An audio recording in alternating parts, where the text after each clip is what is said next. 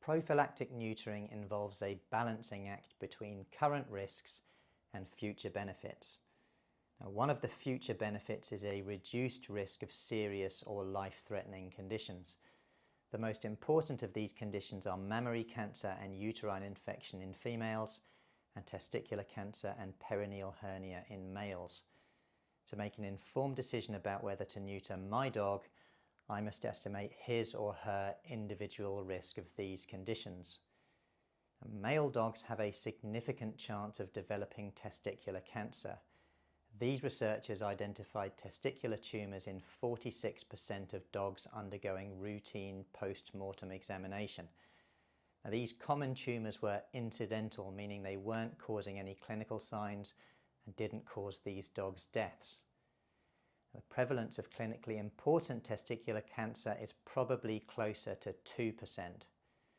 The commonest canine testicular cancers are seminomas and Sertoli cell tumours. Seminomas are more common and are generally more aggressive.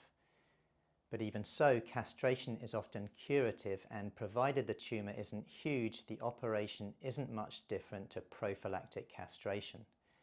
Now, the same cannot be said of perineal hernia.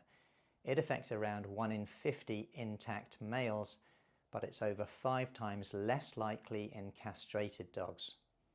Now, perineal hernia surgery is much more complex than castration, and there's a significantly higher risk of surgical complications.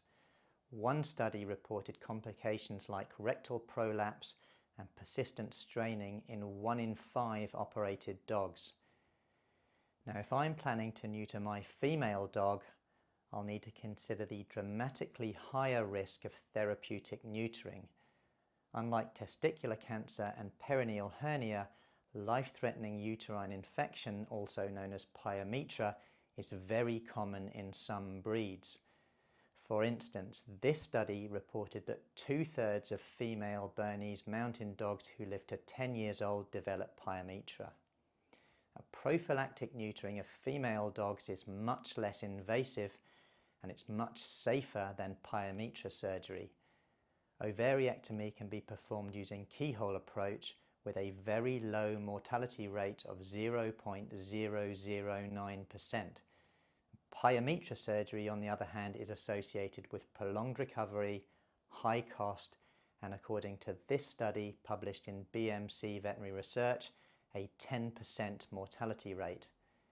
In other words, my female dog is over 1,000 times less likely to suffer a fatal complication if I perform prophylactic surgery rather than therapeutic surgery.